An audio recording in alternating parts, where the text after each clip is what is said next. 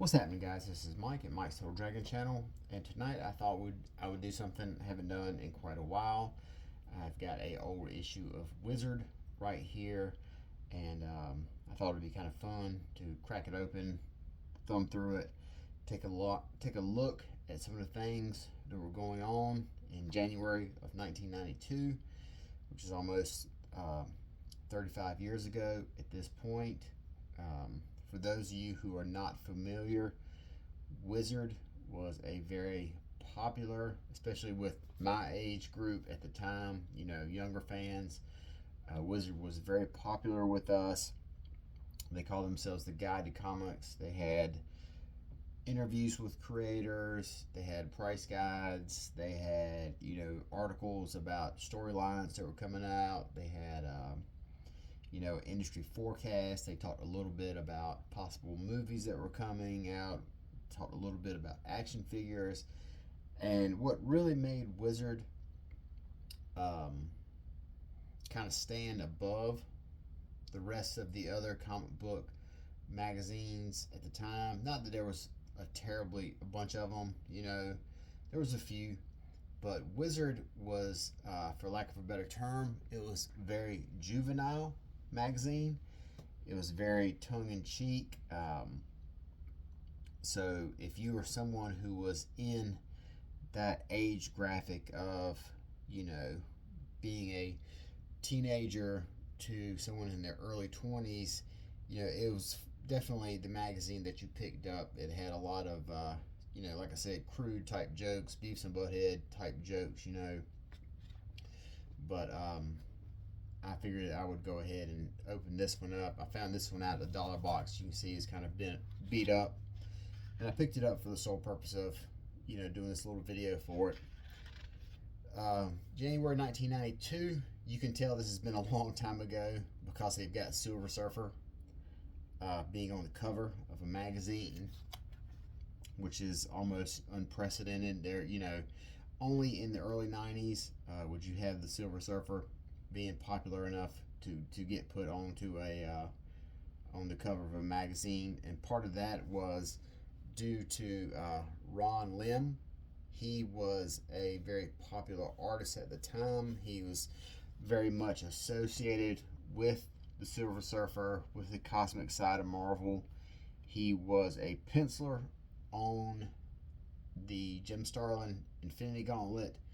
He followed up George Perez, I believe. Out of those 6 issues, I believe George Perez did 3 or 4 of them, and then Ron Lim finished it off. So he was very popular in 1992, which also explains how you have an interview with him right here. So we'll go ahead and open this up. And right here, they've got a advertisement for Now Comics. They were a third-party comic book company. They were not like the big two. They were very small, but I will say they did have cool books. They had a real Ghostbusters book, and they had, Married with Children, they had a book for that too. But they also had a Fright Night book, which I thought was really cool. I loved Fright Night back in the day. Now take a look at this right here. Coming in January, previews number 1. So that's pretty wild right there. This is if for those of you who don't know, because previews is no longer in effect, previews was a giant, imagine like a giant catalog filled with everything you could get about comic books. This is really from an era when you couldn't get comic book t-shirts, you couldn't get posters or anything like that. Companies would get in contact with previews and they would list the stuff that they were making. And if you were someone who sold comics, if you had a shop, you could set up an account with previews, which actually is Diamond. You would set up an account with Diamond and they would send you a copy of Previews magazine, and that's where you would place your order at for the stuff that you wanted for your shop. Of course, that's all went to shit over the past 2 years or whatever. But getting the Previews magazine when it hit, oh man, that was a real, that was a big day at the comic book shop, because the solicitations that they had in previews, that was all we had for the longest time. You know, you didn't have social, you didn't have, you know, Twitter, Facebook, etc., etc. You would just get whatever things were put into previews catalog, or would get put in a Wizard catalog or a Wizard magazine.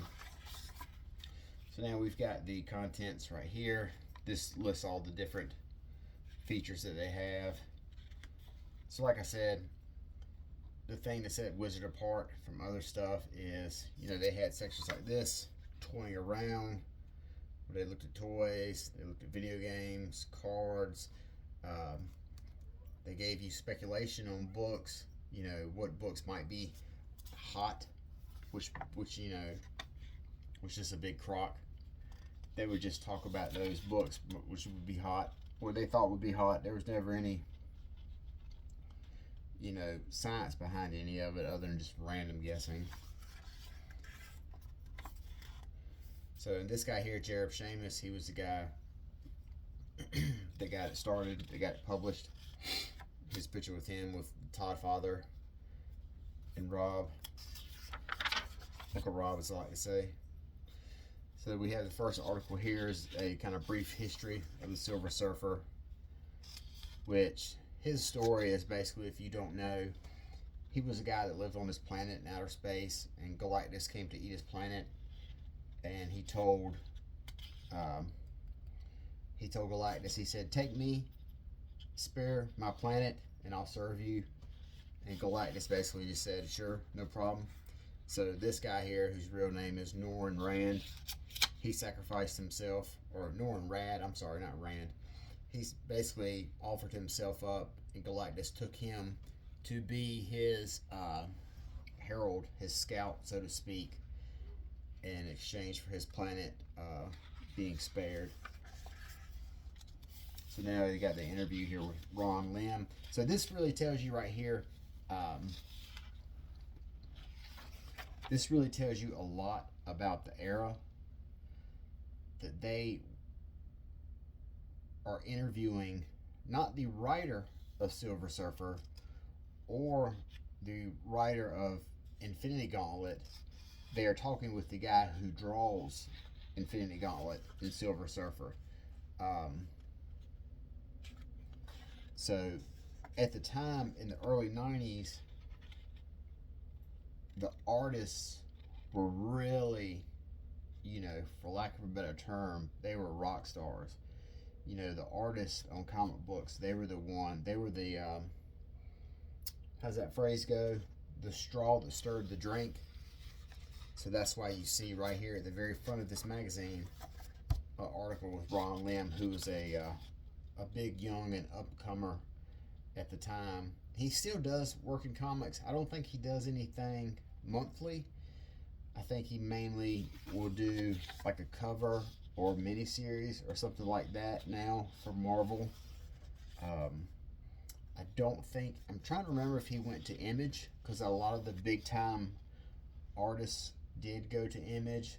They either formed it or ended up going there. I don't recall if Ron Lim went, but he was definitely one of the bigger artists of this time period.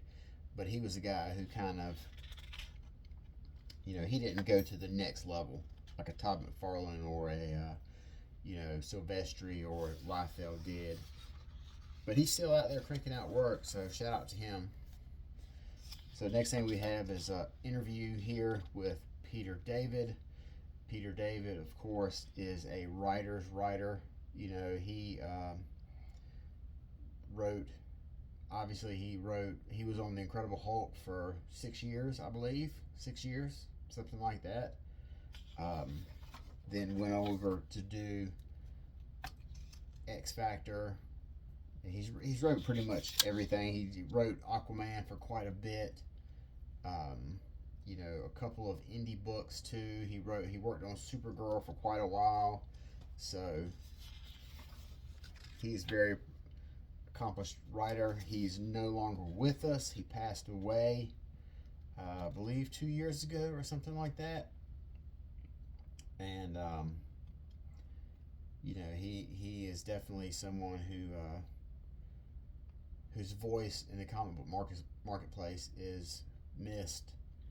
like I said before, he was a writer's writer, and he was, definitely one of the last, uh, last of the really, really skilled, that type of writer. Because to me, Peter David always wrote with like, it was almost like a sitcom.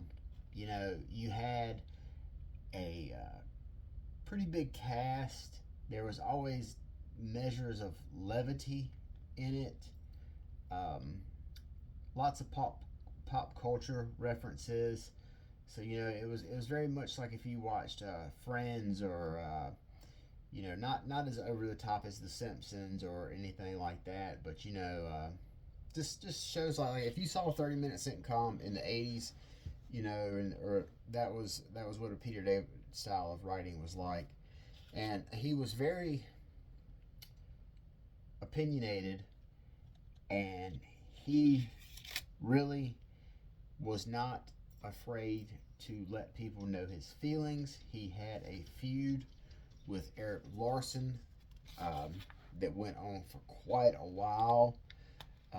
In the pages of the Savage Dragon book, they duked Erik Larson and Peter David duked it out, so to speak. Um, he was very. He had a series of debates against Todd McFarlane. Um, as you can see here from this quote that's pulled, I'm alarmed by the fans' total willingness to buy a bad story because it looks pretty. And you have a picture of Spider-Man, the first issue by Todd McFarlane right here. They essentially, for those of you who don't know, Marvel essentially gave Todd McFarlane his own title. That's how popular he was. And at the time, I believe Todd McFarlane had 0 writing credits. All the credits he had was basically just for artists. See, here's the quote right here. I find it to some degree alarming, and not from the point of view of the freelancers, that a publishing corporation is blind enough to make a decision that says writing doesn't matter. Essentially, that says only the artwork matters, and a book will sell whether it's well written or poorly written. I'm not disappointed in the creators who move into new fields. People should always try to stretch and do things they haven't done before. Artists don't seem to want to stretch by attempting new things art-wise. A handful do. When they want to expand their horizons, they look towards writing. I can't blame them for that. What's annoying is the blind acceptance of the situation by the companies, the attitude that they don't care. If a major writer with a proven track record walked into Tom DeFalco's office and said, I want to write and draw Spider-Man, Tom would ask for art samples. I think it would be really nice if that same concern were given to artists who want to write for the first time, Peter David concludes. So basically, this was all a shot at Todd and the Image founders. But Peter David was very old school. He was a very old school guy. He wasn't afraid to let his feelings be known. And you've got a couple ads here for some shop called Dragon's Den. Never heard of it.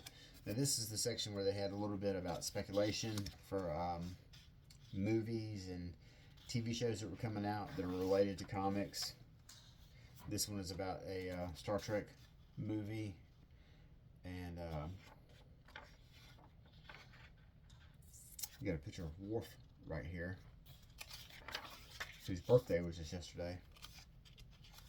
Here we've got an interview with Louise Simonson and Walt Simonson. I drew a blank. I kept wanting to say John Byrne for some strange reason. So you've got an interview right here with Walt and Wheezy, who I have met before, and they are literally the nicest people alive. They are always, every time I've met them, just as kind as they can be. Just grateful for you as a fan. Just really class act people like that. Walt Simonson, of course, most of you know, he had the incredibly popular run on Thor. Louise Simonson, she has had various runs. She wrote New Mutants for quite a while. She wrote X Factor for quite a while. My favorite that she wrote was Power Pack, which is definitely the book of my childhood. I've met her and I've thanked her for her work on Power Pack. She also wrote Superman, Man of Steel for a ton of issues. She helped create Superhero Steel, John Henry Irons. She helped create him. So both her and Walt, very prolific in comic books, not just for Marvel, but for DC as well. And Walt also has had a handful of indie projects. You know, third party type projects or whatever. This is the cover for issue 1 of Superman Man of Steel that Wheezy was writing. Also, fun fact, Swamp Thing's first appearance in that, I believe that's House of Mystery or something like that. The woman who's in that, on that cover, she was inspired by Louise Simonson. You have a contest right here. Win a Ron Lim autographed Silver Surfer 50. Here are the questions. World's Greatest Detective, Batman, I'll Be Back, Terminator, X-Men's Greatest Foe, Magneto, Jay Garrick, The Flash, Sean Cassidy, Banshee, Fatal Superman, Kryptonite, Frankie Ray, Nova. And then you take all the letters and you put them in here as the code or whatever. And then maybe you'd win. Maybe you'd win, or it could be a scam. Who knows? What is this? This looks like a Silver Age. A look at Silver Age DC books. Strange Adventures. They were all just guys who flew around in spaceships outwitting alien menaces. And that's a lot of what these Silver Age science fiction books are that DC put out. You know, just basically astronauts, men who were kidnapped from Earth, or just people who stumbled upon plots and just saved the day through, you know, just cunning. Wizard Comic Watch, like I said before, these are issues that they think are going to have a bit of buzz about them.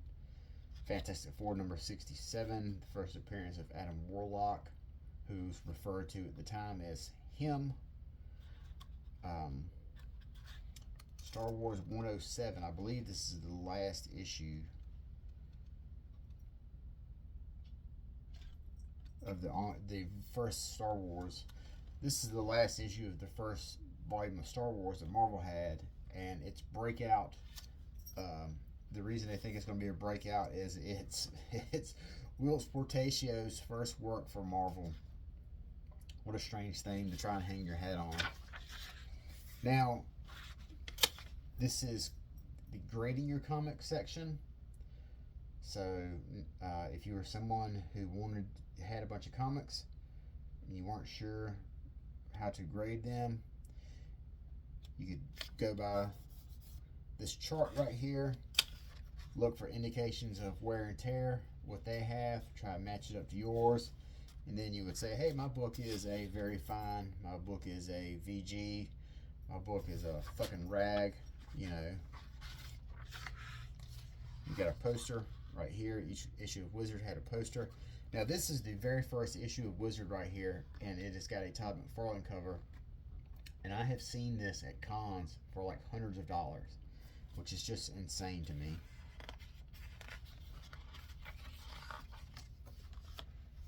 Toying around, this is a look at the future toys that are coming out, prices they have on them. So if you had Secret Wars toys, you know, if you wanted a Dr. Octopus, he goes for about $50. If you had a Superpowers Aquaman, he goes for about $25, etc. They got Migos here, and you got some little puzzles word search jumble. Now, GamePro was its own separate magazine, so I'm not sure why that is in Wizard Magazine, but they had a scoring system and they would give games reviews. Turtles, I did have that for Game Boy.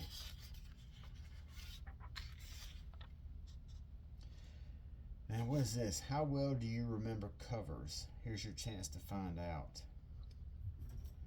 Oh my gosh, these are tough.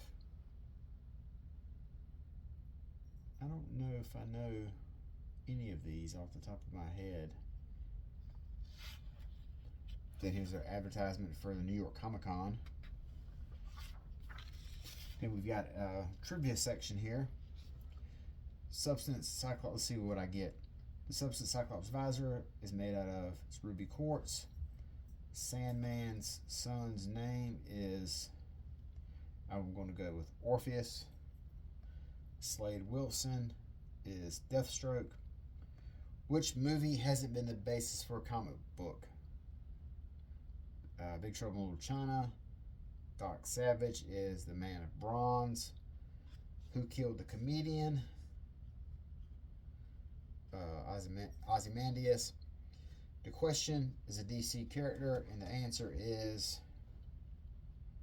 The question is a DC character, and the answer is. I think it's 42. I think that comes from that Hitchhiker's Guide to the Galaxy book.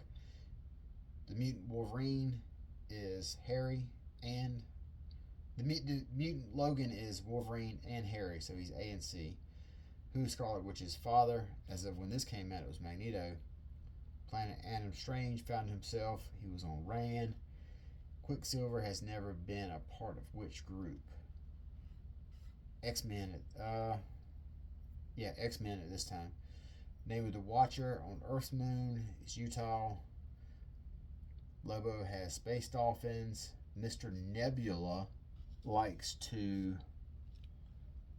that's a good one. I don't know that one. Which correctly matches a hero with his/her problem? We know Iron Man is alcoholic. Martian Manhunter is afraid of fire. Storm is claustrophobic, so D. Lord Kevin Plunder is Khazar. Who's the oldest character in the Marvel Universe? Eternity. What was the New Warriors' first mission? They stopped Terrax. The Exo in X-O Manowar stands for exoskeleton. Fleetway qualities, Judge Anderson. She's a psychic. Lex Luthor died when the kryptonite ring gave him cancer. No, he got cancer from the ring, but his plane crashed and he died. Or he's died. Thanos is Adam Warlock's brother. Since Marvel Secret Wars, Alicia Masters has fallen in love with Johnny Storm. Swamp Thing is really Alec Holland. Well, no, he's not Alec Holland. He's a plant. Eddie Brock hates Spider-Man because Brock's journalistic career was inadvertently hurt by Spidey. United States and Soviet Union recently declared war on Magneto. How many White Castle double cheeseburgers can Galactus eat? Don't be silly. Galactus is Jewish, so he doesn't eat cheeseburgers. Jewish people don't eat cheeseburgers? I would say he eats all of them. Which of the following X-Men once appeared in ROM? Forge. Green Lantern's ring cannot work on yellow things. And Terminator, Dudley is... I don't even know who that is. So if I had to guess, I would say I got a Chief Magistrate. So second from the top. And then here's a look at price points for cards. Cards were insanely popular in the 90s. They were really all over the place. Every line had a card. Here's what they call picks from the Wizard's Hat. Hot books that are coming out in December. This Hearts of Darkness, John Romita Jr. artwork, and Howard Mackie. It had Ghost Rider, Wolverine, and Punisher. Everyone had that book back in the day.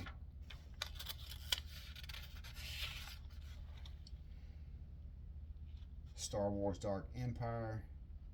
This is the first book that came out, the first comic book, I should say, that came out after Return of the Jedi, or that followed Return of the Jedi. So while we didn't have anything in the theaters, we did have the comic books, and they started with Dark Horse and Dark Empire. And this is another book right here. This book right here, I don't know why it's listed as being a Marvel Comics. It was put out by Dark Horse. The Thing #1. This is a sequel to the John Carpenter movie, The Thing. It's only 2 parts, but super cool. If you ever come across them, they're very pricey. And you've got some other stuff here, assorted books.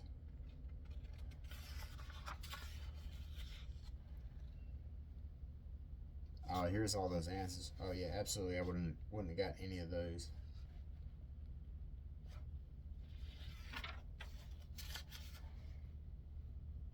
These are all the #1s right here that came out.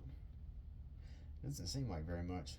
This doesn't seem like very much considering this is from every publisher. At least all the ones that submitted. So look at that. You've only got 1, 2, 3. You got 4 from DC, and you've got 1, 2, 3 from Marvel.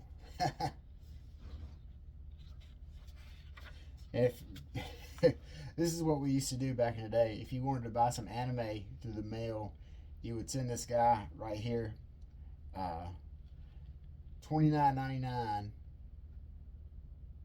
plus $3 for shipping and handling, and maybe you would get your video. If not, then whatever. You know, the guy, you got $30 off of you.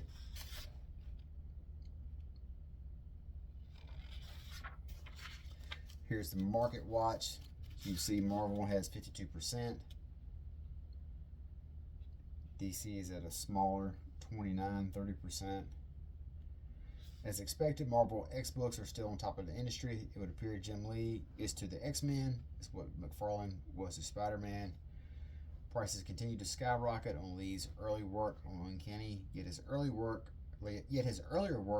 on Punisher War Journal remains unaffected. Time will tell if those books will follow the mutants up the sales chart. Spoiler alert, they did not.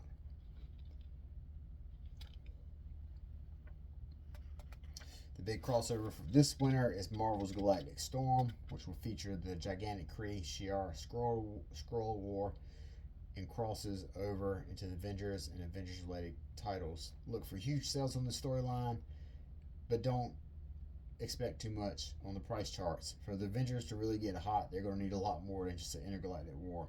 Truer words were never spoken. Now you've got the top 10. Now this top 10 here, there was no order. There was just what they decided the top 10 would be. There was no facts or no statistics or anything to this. If you look at it, you've got 1, 2, 3, 4. You out of the 10 slots, 9 of them are X related. Number 2 is Robin 2, The Joker's Wild. Number 1, which is really weird, and probably the whole reason that this is there is because Robin was incredibly popular at that time. The Tim Drake Robin with Tom Lyle and Chuck Dixon doing those miniseries, but that book had a million different types of variants, a ton of them. Also, it had a hologram. Holograms were super popular at the time. So you have the top 100. Here are the top 100 comic books for this month's. This list represents the quantity of each title sold according to Diamond. You have number 1 is X-Men number 4. And then at number 100, you have Teenage Mutant Ninja Turtles. You got G.I. Joe at 3rd from the bottom. Which is really weird because G.I. Joe was carrying Marvel at one point. And then you have a price guide right here. But I don't really think any shops went by this price guide. I know Overstreet was always the de facto guide for price guides back in the day. Now everyone uses eBay, but back then Overstreet was what most shops went by. But that was a really huge book to carry around, so it was easier to carry a Wizard around. If you wanted to get a Daredevil #1, it would cost you $750, according to Wizard.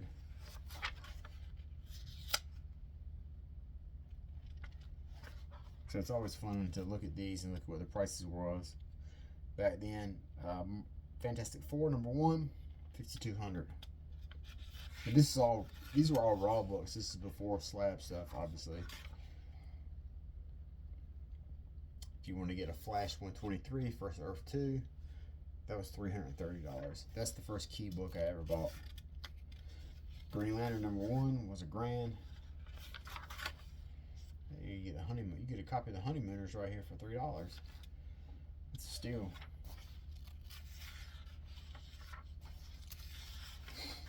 You get a Justice League #1 for $1,300. But so this is Wizard from 1992.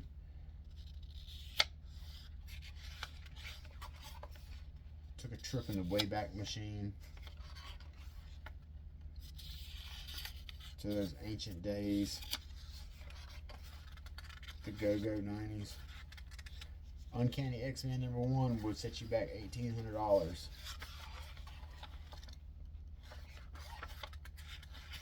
It's always fun to look back through these, especially if you're someone that lived through that time period like I did. You know, you can see how funny it is. So many things that we took as being popular and thinking they were going to be the next big thing. Nothing ever became anything of it. Hey, this guy's from Raleigh. He wrote a letter. Advance Comics. This was like kind of like a previews magazine along the same lines.